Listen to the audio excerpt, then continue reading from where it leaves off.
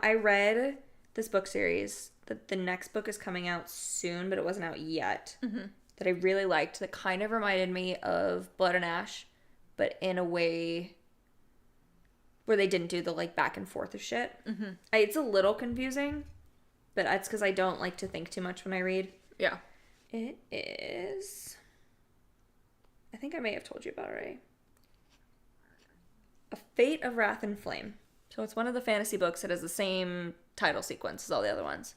That was the one that we had kind of started reading when we were doing the book club. Oh, that's right. I wasn't a part of that.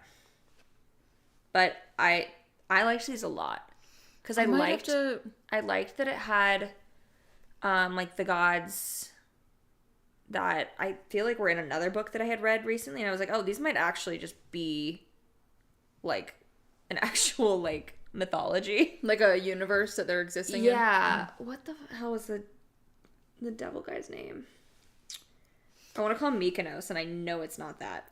While you're looking for that, I did start reading it. I got like a decent chunk into it, and I wasn't attached to the main character very much. And then like suddenly she's just like thrust into this new world, and I'm like, I haven't had it. Thrust is very and I'm like, I haven't had a chance to even figure out her at all. Yeah, which I kind of liked. Okay.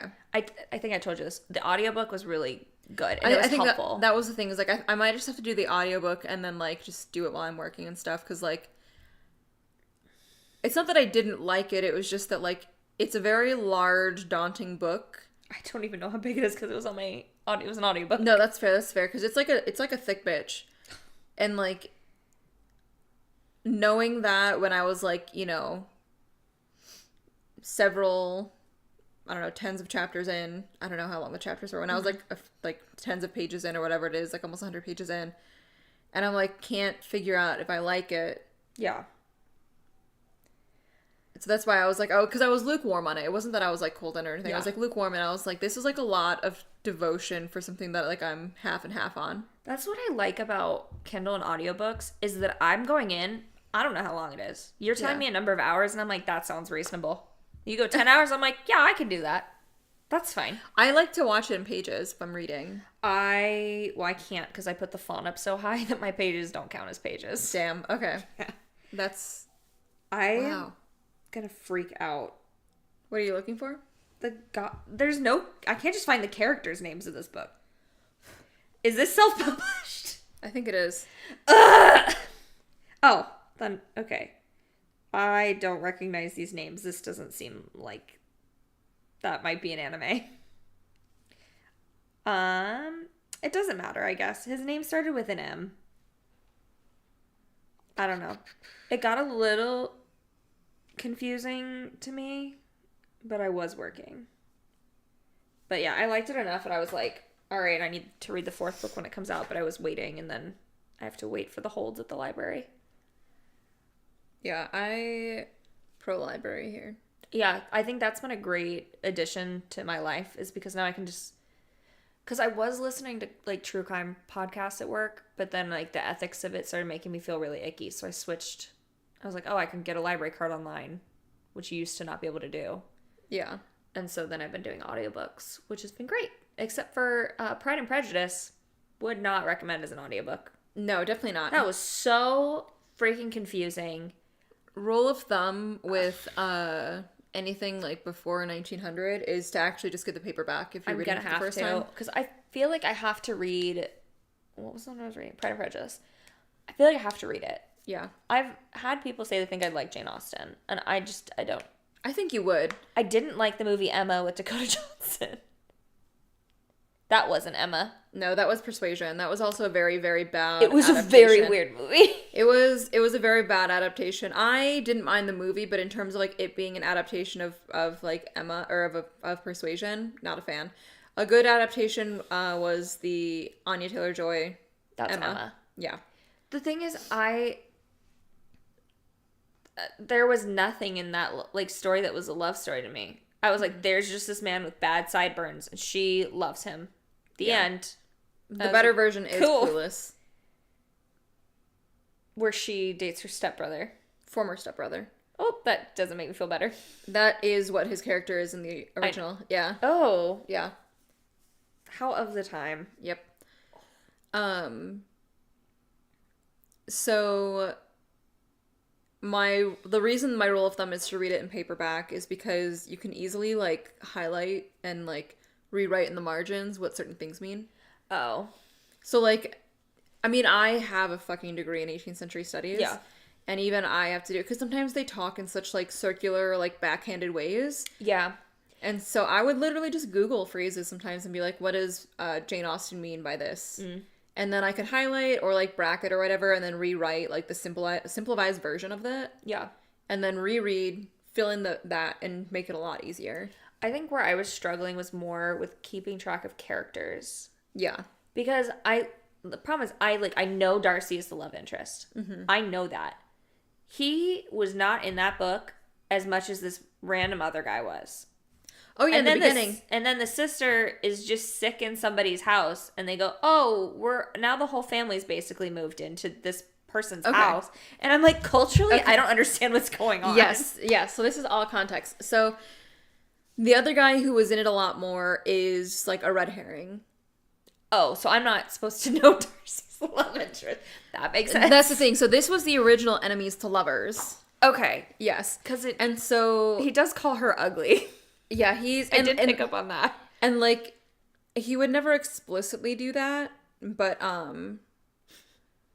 he's like, this girl doesn't brush her hair. Not interested.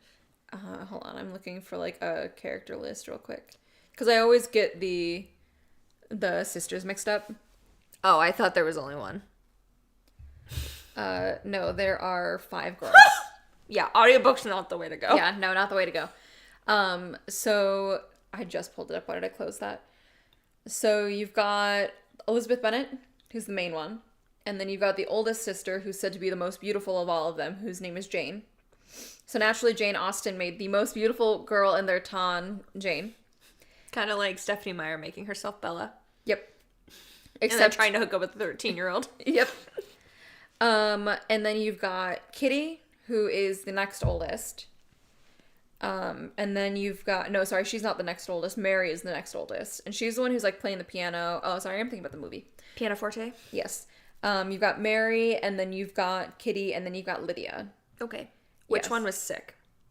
So she wasn't... Yeah, she was sick for, like, half a minute. Yeah, and then she stayed in there for, like, a month, and then her family moved in. So that was Jane. She was the oldest. And so the reason that happened is because her mom...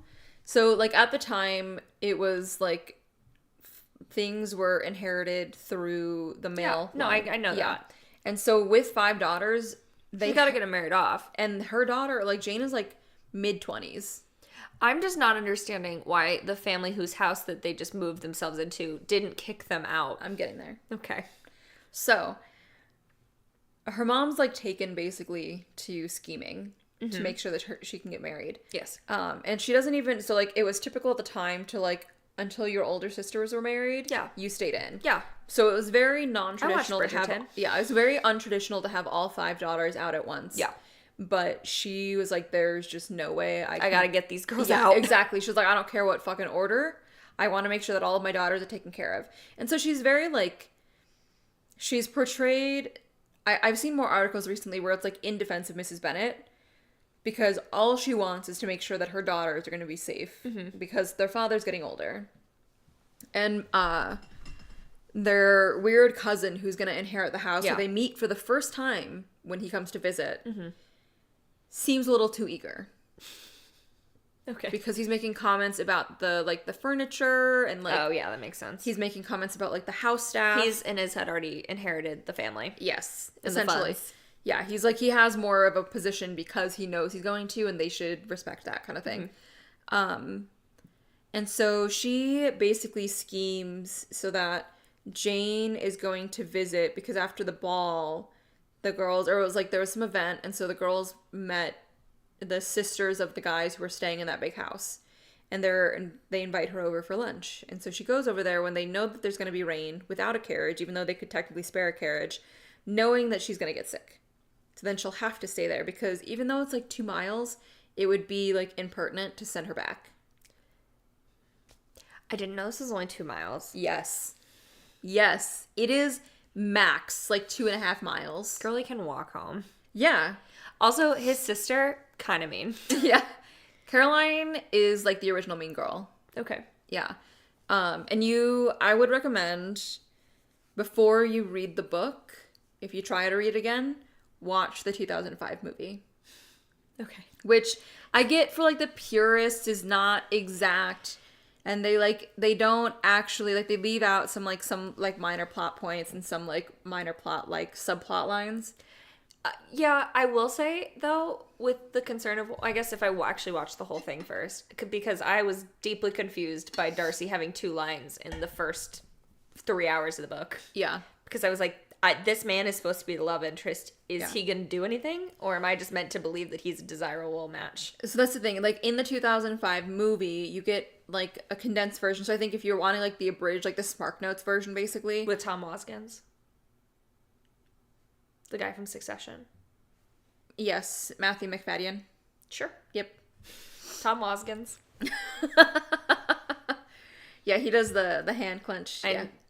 He does it in Succession too, doesn't he? I don't know. Again, I half watched Succession. That was a Sean show that I stepped. It's good. Yeah. It looks really good. It seems like my kind of thing too. Sure. So the Keira Knightley version, because they get like the actual essence of the characters really well and really down, and so you can kind of see the dynamics. And so then when you read the book, knowing the way that they kind of like exaggerated some of the traits to make it more palatable to like TV, you can see more of like the way that's hidden in their language. Okay. So like with Jane, her like fatal flaw is that she's just so unnecessarily nice to everybody. Okay. Even Caroline, the sister, who's like original Mean Girl, the worst. Yeah. And so like you see her in the movie. This is played by Rosamund Pike. Oh. Yeah. Okay. And you see the way that like as she's saying these kind of like nice things, the way like her mouth purses or her eyes turn, because Rosamund Pike doesn't really play nice girls, so yeah, and it's like she is playing a nice girl, but she's playing this as like because the sister's getting in the way of her and Mr. Bingley. Awful name. Yeah, horrible name. But she's getting in the way of her and Mr. Bingley. And so she doesn't want to be nice or mean to the sister because in her eyes, she would like her to be her sister one day. Mm. And so she's not willing to admit that Caroline would do that, even as she's like actively lying to herself, basically. But when you see it in the books, it's all from Elizabeth's point of view. And Elizabeth has a very loud point of view. It's like all like nowadays, and I think this is just like the style of writing in the 18th century, but like nowadays, if you get like a general point of view, it's still like, but I saw the way her lips turn. You don't get that in this book. And so it's like implied through like the context of this being written in the 18th century and like the way that events play out. Yeah. So it's kind of like just understanding the context of like when you go to the South and they're like, oh, now I can't remember what it is. It's not like, isn't she so sweet? What is it? Bless her heart. Bless her heart. Yeah. It's like one of those. Yeah, essentially. Yeah. Okay. So a lot of it is like, if you can't figure out why they're doing something, honestly, just assume it's manners. Yeah, it was more just, I was getting everybody confused. Yeah. Again, too many characters. I need one solid character. You can give me the main character, the love interest, and a friend for each, and that's about where I max out. Oh, shit. Especially if their names start being like boring or similar. Yeah. That's There's Game like of Thrones, 4 different can't stand Fitzwilliams it. in this, and I'm guessing it's because like it was just such a common name at the time for like higher ups. That's confusing. Yeah. They better have the same level of importance to this because I am not going to keep them straight. They are not the same level of importance. Oh, perfect. So you can usually tell them apart that way. Sure. Yeah. Unless you're listening to the audiobook. Yeah. And it is one person voicing all the roles. That's why I have issues with that. I love an audiobook that does 2 voices. Male voice, female voice. Yeah. I think that adds so much to an audiobook. Yeah. Instead of just, God forbid, a woman has to do a male voice or the other way around. Horrible. I have thankfully never come into contact with the other way around. You don't want to. You don't. You simply don't. But I live for audiobooks. Listen to them all the time. I need to get back into them a little bit more. I think the thing is, like, dedicating the time to, like, separate and just, like, read is really nice. Sure. I don't have a lot of time to do that right now. Yeah. I also, the issue is that I end up reading things that, like, I have to, like, actively fully pay attention to, and I want something occasionally that I can just zone out and not actually fully pay attention to. I have a whole Goodreads full of zone out books. That's all I read. And I've got some that have just, like, clearly user-generated covers of just like a photo of a man in a suit cropped down and made black and white with a font over it. Just like the shittiest cover you've ever seen. But I've heard good things from one person on TikTok. I said, okay, we'll give you a go. I see one out of context quote, and I'm looking for it in the library. Have you seen the TikToks where they tell you a story like it's their real life, and then they go, and it's this book? And I'm like... I hate it. I hate that trend. And the reason I hate that trend is because half the time, I'm like, I don't need your life story, and I just scroll. I think it's like from somebody who does marketing now, I'm like, that is the worst fucking marketing ploy. I think it is fine. One, if you're making me fall for it, and I'm like interested. If you got me locked in, yes, for sure. Your assistant to the villain, Gally, she did it. Couldn't stand it. Because she kept calling the villain, which is my biggest pet peeve with that book. I hated that they called him the villain. I kind of love it. Hated it. I said, of what? I don't want a name. The villain of what? I don't gave want her a name. a name, did he not? No, not yet. I must have thought we know a name because we hear like his like sister or brother or something. Oh, okay. I was like, I'm pretty sure that there is a name in here. But like, it's the same as like when like a dom wants to be called like something. That's the way like it felt, and I was like, I can get behind this. No, that's not for me. No, I'm okay. I just thought it was like a silly little thing that he calls himself the villain. I'm like, oh, the villain. Okay. At first, yeah, and then her insistence on calling him the villain, even after she knows his name, I was like, that's different. I felt nothing. That's fair. I thought, oh, she should fall off this ladder. Oh my god, she was so clumsy. I don't remember her ever actually saying that. Saying that she was clumsy? Yeah. Oh, Melissa. It was numerous times. See, but you've multiple times also said you don't know anything, so I'm not going to trust you. The whole book, she's like, I'm just so clumsy. I'm slipping on a piece of paper. I'm falling off a ladder. Oh no, the chair fell from under me. It's easy to fall off a ladder. Yeah, so I don't get on ladders very often. Yeah, you just especially if I am clumsy. Like, if I am known for being clumsy, you're not going to see me on a ladder. We were looking at bookshelves, and Sean was like, anything with a ladder you're not allowed to have. That's fair enough. Fair enough. Step stools are enough for me. Yeah. But no,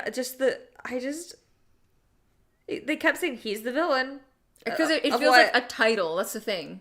It's not a noun. It's being used as a title. I just felt like, was that the right title? I feel like sweet. It's simple. Like short and sweet. That's what I was mixing the two, but yeah. I just feel like, one, I don't know what year it was supposed to be. I don't feel like I ever understood if this was medieval or not. I just assumed they're medieval, honestly. But it was in an office setting. They had those, I'm pretty sure there was a computer. I don't know if there was a computer. I listened to the audiobook, dude. So did I. I know there was journals. But I'm like, they had paper in the medieval times. She had stuff printed. Did the frog do it? Also, there's a frog. Yeah, the frog was kind of random. I'm like, is this supposed to be... There was a frog in a top hat. It was Ichabod and Mr. Toad. And I was like, what's going on? Well, it was like, you know, in the, like, traditional fairy tales, there's, like, the animal helper. Sure, but she could just hear his voice or judge his facial expression. Well, and I understood, like, the point of having him there, but I was like, isn't it supposed to be, like, not with the villain in fairy tales? But then the whole, is he the villain? It's like, okay, you've established that everyone's calling him the villain, and he's just, like, not that bad of a guy. Well, it's a PR thing. That's the whole... In the medieval times? It's because the king is trying to fight this kid. I'm sure you're right. The king is the one who's dubbed him the villain. Yes. Because the king didn't like that he turned against him, that he had more power than him.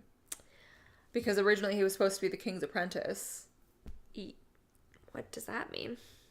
For like magic stuff, I don't know. I was like, kings are usually nepo babies. Yeah, and then they make nepo babies. Yeah. Yeah. But like his apprentice with like magic, not with like being a king, but like okay, magic stuff he was doing. That makes sense. And so he didn't agree with what the king was doing. And so the king made him the villain. He's the only person that doesn't agree with the king. It was like secret magic stuff, like magic ritual stuff. Yeah. Okay. I just think that the way the book was written, the villain didn't really... It wasn't a very strong, meaningful title to me. Because... That's fair. All of the context I'm getting is, like, it's silly, goofy vibes with heads on the wall. I will say, like, yeah, I mean, like, and I think when I originally told you about it, too, I was like, it's just an easy read. Like, I just enjoyed it. It's very easy. Yeah, like, I wasn't taking it, I guess, and there really wasn't any conflict. Yeah, no, there wasn't until, like... The end. The end, yeah. Because at first it was just, like, office comedy. And I will say, being in office my head... is really throwing me off. In my head, the, like... So you read an office romance? They didn't even get to the romance part yet. The king... No, we got to the tension. That's all that really matters. The villain got kidnapped, and then there wasn't a sequel yet, because I didn't realize. This is whatever. I think it's going to be a trilogy. What is the word I'm looking for? Duology? No, what? Series? Spoiler. Oh. That is a spoiler. That's the plot twist of the book. Yeah, I should have... Spoiler alert. Oh, wait. This is like when Instagram stories, like, bleep out the F word, like, a solid second after. But it reminded me of the dad from Shrek 2, when he turns back into a frog and he's just got his crown on. Kingsley? The frog? Like, her... No, I know. Kingsley in the book. Yeah, in the book, Kingsley the Frog, yeah. So, like, I pictured everything else, like, kind of normal, and then just, like, her, like, Shrek's father, like, Fiona's father. Like, that was the specific image that I had, because she described him as this very large frog with a crown. Yeah. And I was like, that's just... You know, like, when you imagine something the first time, and you're like, well, that's how it looks now. Yeah. No, that's 100%. It was a little cartoon frog. It certainly wasn't a real frog. Yeah, no. Well, the thing is, in my head, it looks more realistic because it looks like Shrek and everything else has, like, such fake detail. Okay. Like, just such vague, like, it gets sketched in as, like, the plot happens, you know? Yeah, yeah. And then, but, like, no matter where he is, he is just, like, a fully fleshed out frog. Yeah. Yeah. 100%. Because... There was so much emphasis on the frog. I imagine that's because he's going to be important. So much emphasis. But he was on like, the it was, frog. and that's why it's like every time I'm like, I'm just getting more detail. Like my brain is just like this. My brain sees more of Kingsley than it does of the villain. I also think that they're like, oh, this frog speaks English. I'm like, this frog understands what you're saying, but he's not speaking back. So it's kind of like when people are like, oh, I wish I could talk to my dog. I'm like, you can. Yeah. No one's stopping you. Yeah. Is he going to speak back? No. This frog is. And so maybe this frog is just nodding at you. Maybe this frog has just learned that if he nods, you give him a positive reaction. Maybe he didn't actually wink at you. Maybe your an eye dog's twitch. just blinking. Yeah. Can you imagine if it's just a regular frog that they put a crown on? He's just holding up random signs. And it's just like somebody is like handing them to him. Here's my question. Where are those signs going? He's probably eating them, I assume. Who's making them?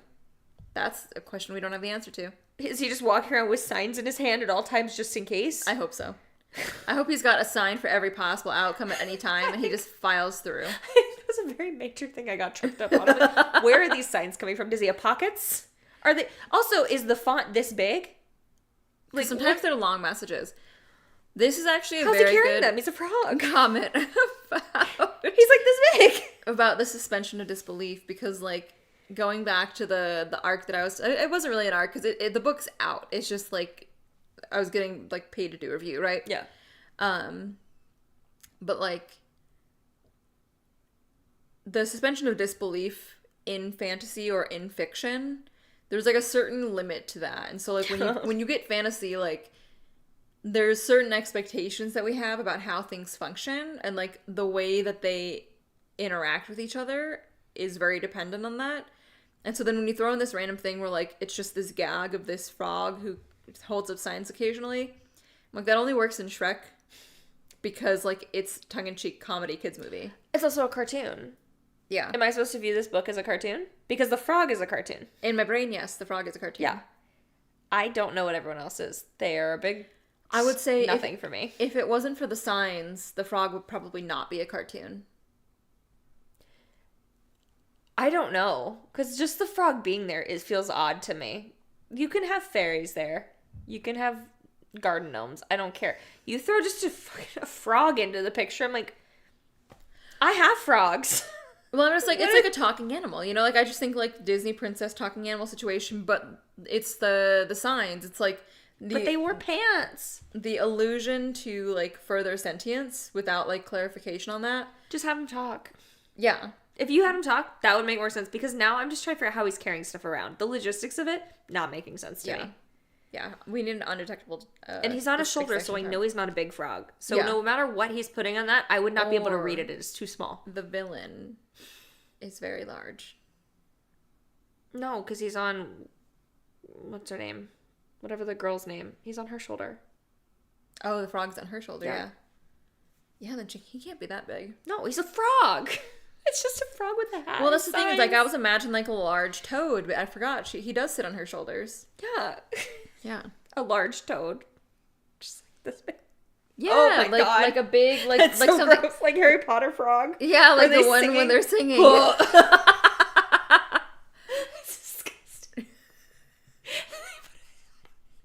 Yeah, that's what I was imagining in my head, but no, he's like a small frog. He's a teeny tiny... He's not like a tree frog, but he's like a pond frog. Like the Looney Tunes, like, hello, my baby. I was thinking Ichabod and Mr. Toad. I don't know. I don't know. It's just a frog with a hat. And I just think, okay. Damn. Sorry to tear apart your favorite book. You didn't. It's your favorite book you've ever read. It's like the only 5-star book I've ever read in my entire life. Honestly, I only gave it 4 stars, so it's not the worst. I think I gave it 4 stars as well. It's a fine 4-star book. Yeah. The frog and the villain, I don't know what to do with that. I don't know what word is better for the villain, but the bad guy. The evil one. You know what's... the dark one. What's so weird to me is hearing adults refer to him as the villain. Mm-hmm. In real life. Like the author, when she does it, she goes... because she's, like, trying to sell me on this guy. Mm-hmm. And I'm like, this feels like a cartoon. I think part of it is, like, this, like, the subgenre of book that this is, which is just, like, comfy. Sure, which this is the only one that I've read that's, like, the cozy fantasy romance. And this is, like, that was one of the selling points for me, because I was very much, when I read this, like, trying to just, like, read cozy, like, easy. Because if I were to read one where it was, like, he's the dark one, like, that definitely sets, like, a different tone. For sure. For the book. Yeah. It just feels like it's Mob Boss-esque, but it's not. Yeah. It's, like, in a goofy way. I don't like Mob Boss. No, I think the reason I don't, though, is mainly because all of the, like, sexual stuff is very explicit and scary. It's very, like, violent. It's so violent, and the consent line is very blurred in those, and I don't... Yeah. Also, there's always an age gap that I'm just very uncomfortable with. It's always, like, 17, 18-year-old girl. Yep. If it's a 25-year-old woman... with a 40-year-old, like, okay, you know... My age gap requirement is very limited. Jesus. They get 5 years. An age gap. No, that's not an age gap. I'm not an age gap romance. That's not for me. No.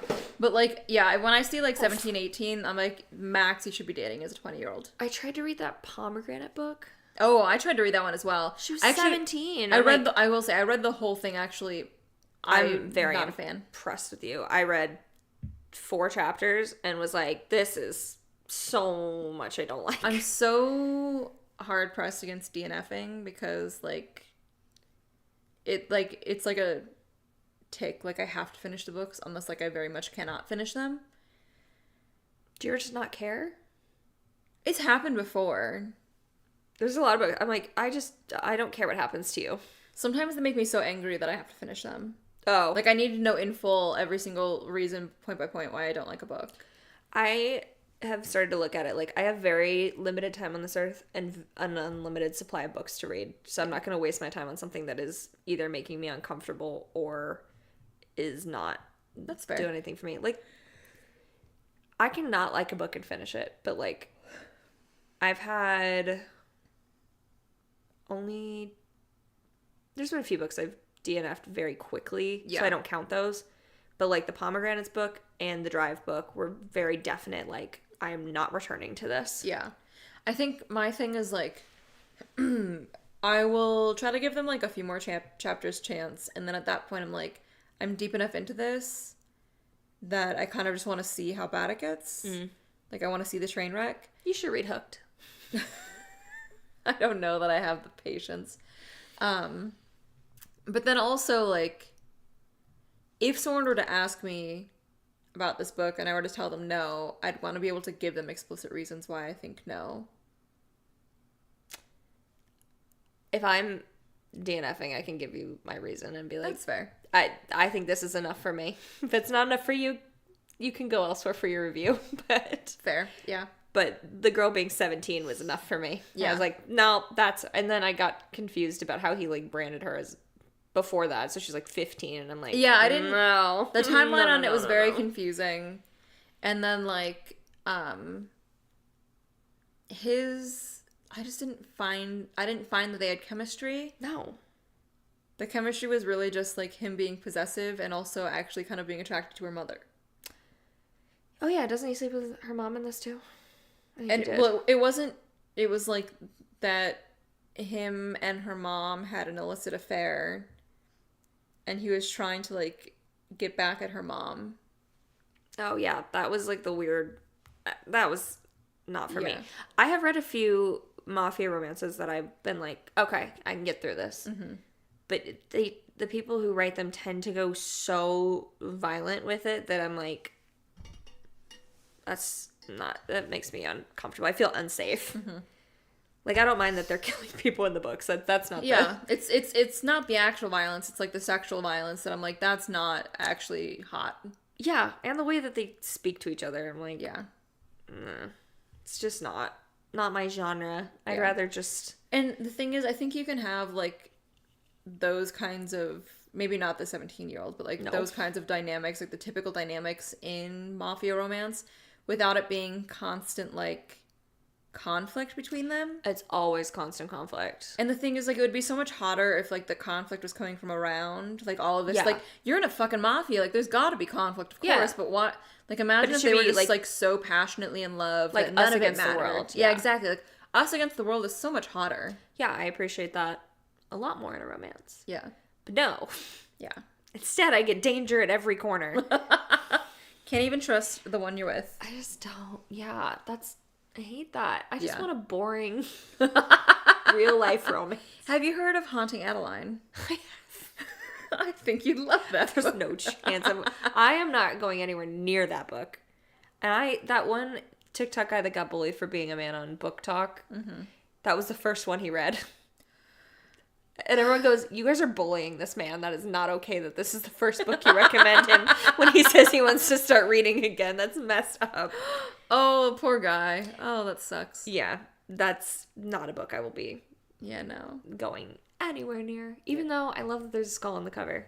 More books should have skulls on the cover, but have not scary content. But have, like, not sex with a gun. Okay. Yeah. I can't imagine anything dumber than that. Jesus Christ. I just want to let that settle in for you. I hate it. I hate it so much. Yeah. Should I ask what kind of... I don't know. That's all I know. I am assuming it's loaded, because why would it not be in this situation? Let's look it up. I don't need to.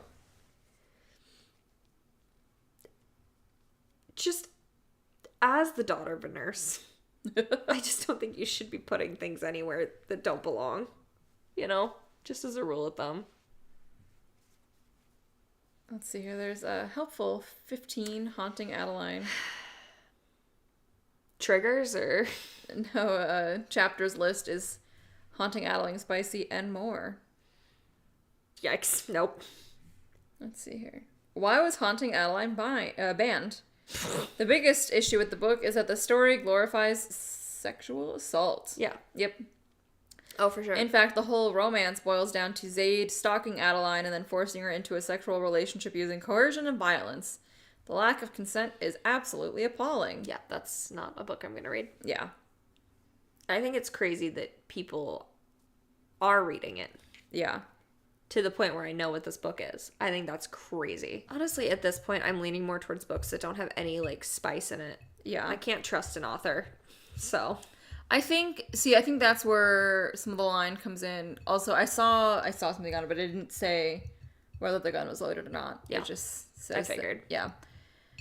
I'm just going to assume that it was. I assume it's like a Russian roulette situation. That's a safe assumption, I'm assuming. Yeah. I'm leaning away from too much self-publication because of that.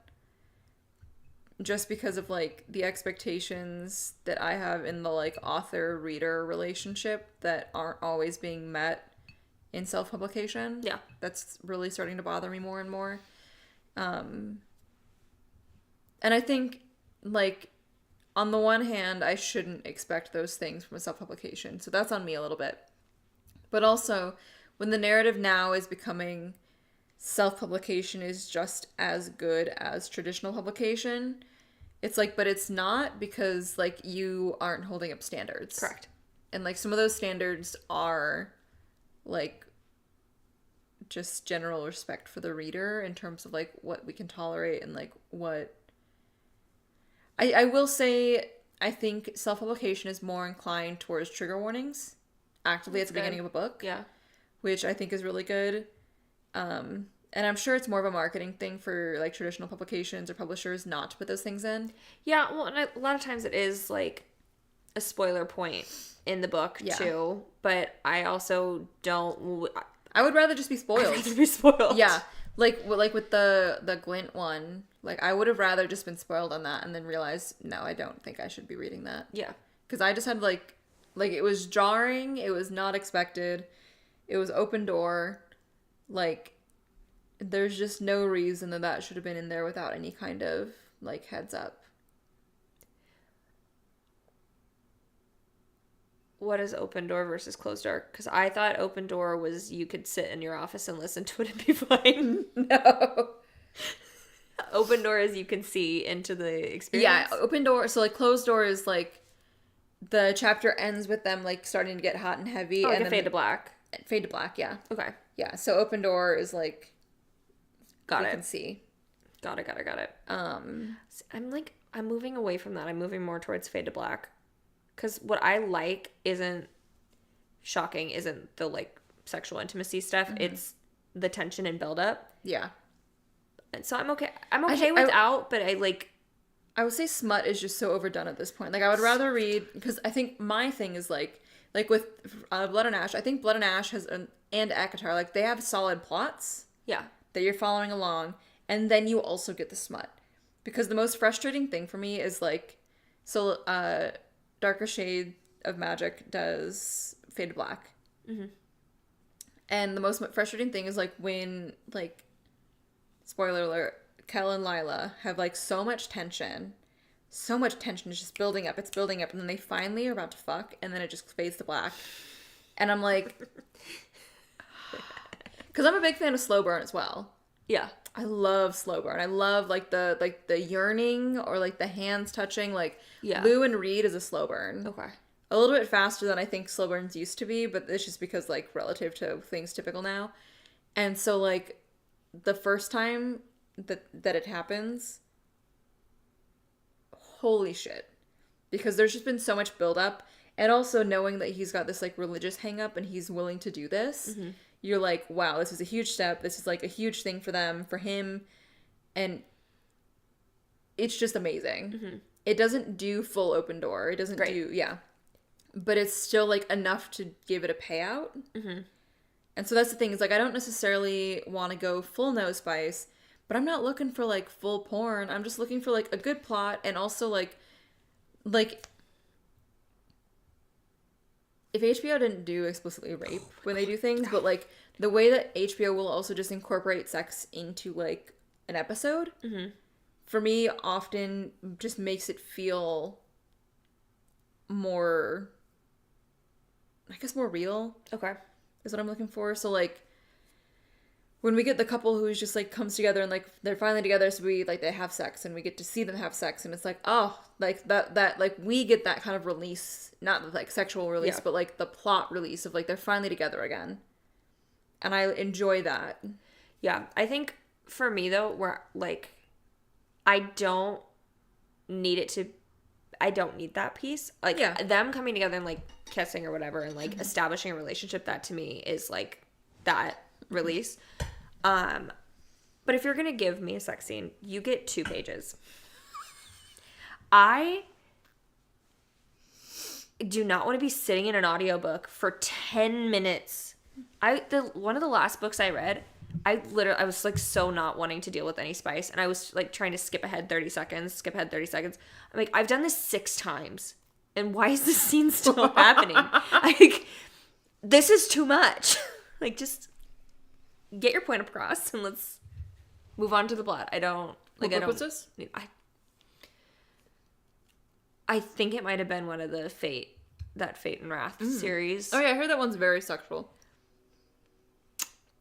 Yeah, to me, Blood and Ash was, like, a bit too much. Like, it felt like it was constant. Like, there was so much story, but it was every other page. I felt like they were, like, on the brink of hooking up.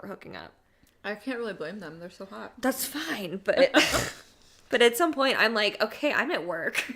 I'm bored. Like, like, I am not a person who needs that. I just need, like, the we are together resolution. Yeah. And that's good enough for me. Or just, like, you know, your Darcy hand thing. That's enough for me. I'm good. Let's keep it very, like, pure. Hands off. I don't know. Like I said, I like boring. Just give me a boring relationship book. And that's perfect. And you don't like PDAs, so. I don't like PDAs. It's not my business what you guys do behind closed doors. Yeah. Unless it's a crime. And then go to jail. Like, you know, mafias having sex with 17-year-olds. Ugh. Blech. Hate it. Yeah. I feel like I need to explore beyond romance, and I just can't find the energy to do so. I guess I'm doing that in my pink non-romance book. In your ghost book? My ghost book. Yeah, maybe it's a ghost romance. You don't know it's her dad. It could be one of the people he killed. I wasn't even thinking about the fact that the ghost was her dad. It could be a ghost romance between her and her father. Amazing. I thought that's why you were, like, laughing. No, I was thinking, like... I didn't even immediately think it was the ghost of her father. I immediately thought it was the ghost of one of his victims. Like, imagine she puts this ghost to rest by being like, see, I broke the chain. I broke the cycle. She wasn't killing anybody. So yeah. She didn't have to actively prove she wasn't doing it. I don't know. We'll see. I'll let you know when I finish it how I feel. But this woman wrote another book that I've seen called The Echo Wife. I don't know what it is, but... Nice. So, hoping for the best.